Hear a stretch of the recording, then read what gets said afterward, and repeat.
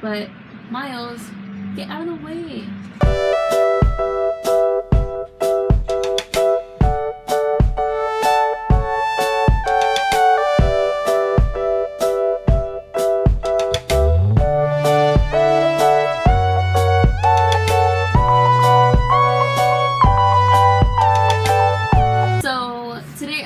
Share a few dog sitting tips with you.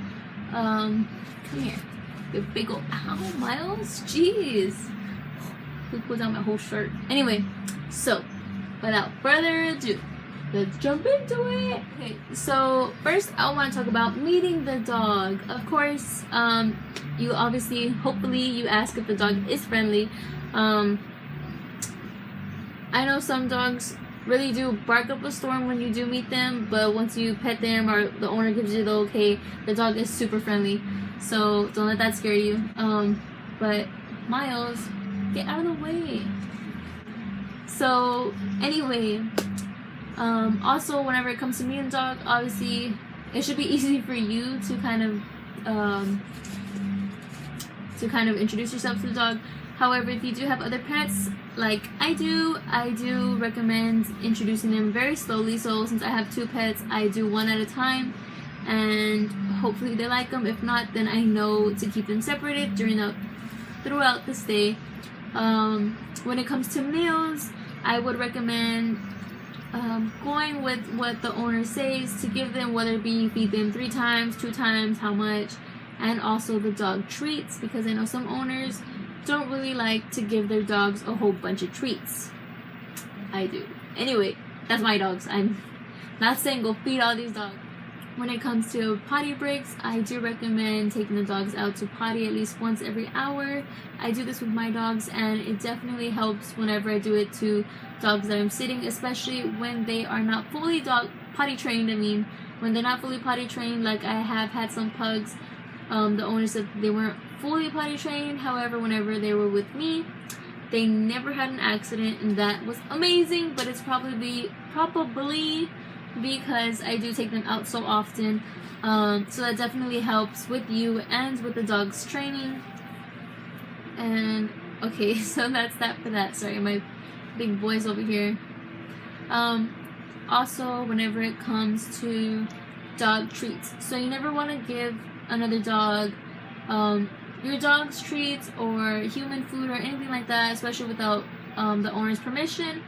And I say this mostly because for health reasons, you never know what that dog could be allergic to, or what that dog could be allergic to, or what they like, or anything like that. It's just, I would stay away from that and take the safe route and just give them what the owner provided you with.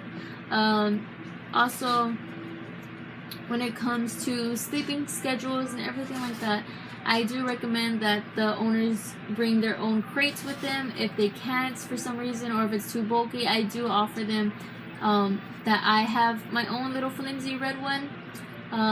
It's a pretty decent size. It would fit a good size medium dog, but I do recommend that I can provide that. If theirs is too bulky, like I said, and I did that with a previous puppy that I had dog sitted, and it worked great.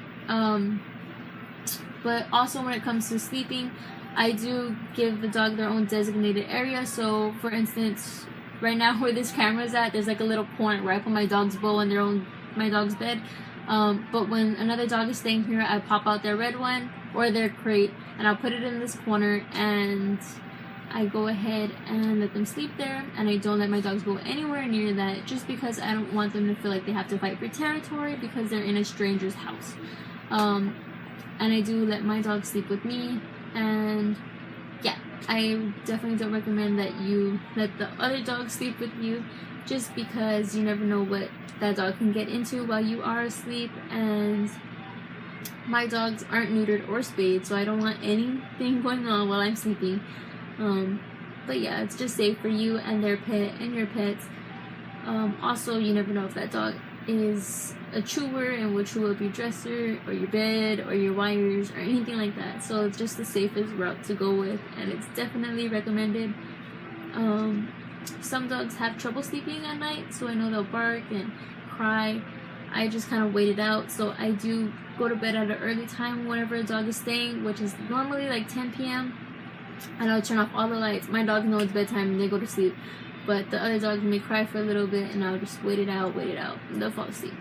Other than that, oh, also when it comes to waking up, I recommend waking up early in the morning, just so you know if that dog's awake and how are they doing, and take them to go potty. And as soon as you wake up, take them potty, because you don't want them to have any accidents. And last but not least, please send the owners some photographs of the puppy throughout the stay, just because that kind of puts their mind to ease. I know I would definitely be worried if I ever left my dogs with a random sitter. But yeah, this would just help them not think or overthink too much and thinking the worst. But yeah, I definitely recommend sending them at least 1 to 2 pictures a day.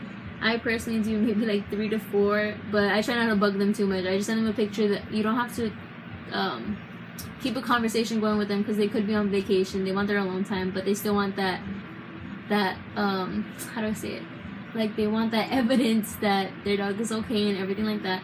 Also, with the previous puppy that I did have, the owner was very worried about leaving her puppy with someone, and I made sure that she knew like the dog was going to be safe with me and everything like that. So I did keep those pictures posted to them, and I got a piece of paper and I wrote down the days of the dog staying and what we did. So from the time we woke up to the time we went to bed, what time I fed her, what time I gave her dental stick, her dog treat, her breath spray, what time did I comb her, what time did I take her for a walk, and at the end of the day I would write down how many times she pooped. That can be a little extra, but I just do that for the sole purpose of letting them know that they weren't like feeling sick or being constipated or anything like that, because I know a lot of times whenever a dog has swallowed something or they're just sick in general, they can get constipated. But yeah, so I did that, and they really appreciated that. They gave me a great review, so that can be beneficial, especially if you're a Rover sitter and you want those good reviews. I also made sure to leave a personal written note, I guess you could say, or a letter, just telling them how good their dog was, and just little things, I don't know. But yeah, I guess that would have to be it. Whenever you are taking those dogs out to go potty, please keep an eye on them at all times. It doesn't matter if they're in your front yard and you're looking out the window, guys. Seriously, be out there. They're not your dog. You want to make sure they're safe at all times, especially if you're getting paid for this. Really. So what I do is I do follow the dog around everywhere. So if they do go potty, I do follow them outside. And even though I do have a closed fence, you never know what could happen, what they could eat, or anything like that. Like, for instance, I know I have like some little lizards outside that go running, so you don't want them to get into anything like that, or the pecans that fall off my pecan tree, or anything. Also, I know people steal dogs even if they are fenced in, so you just want to be there and make it known you are outside with this dog.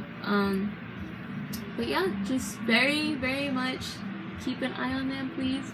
And just remember, if you would do it for your dog, do it for this dog, except for, you know, treats and human food. If you do that, I do that, but it's okay. But yeah, guys, I guess that's it. So please give us a thumbs up, subscribe, and turn on that notification bell, because I will be doing some more tarot readings. I know the first one was kind of rough. Bear with me. I'm getting better. I'm still learning the cards, but I'm getting better, guys. But yeah, so be sure to like this. Thanks.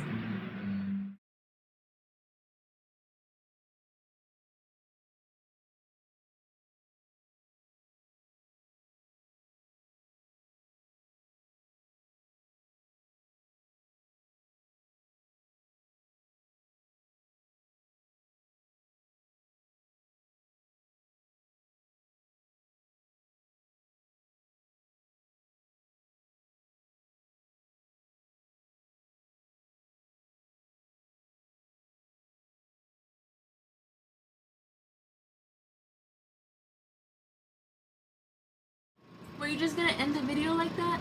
Guys, subscribe, like the video, comment what you want to see next.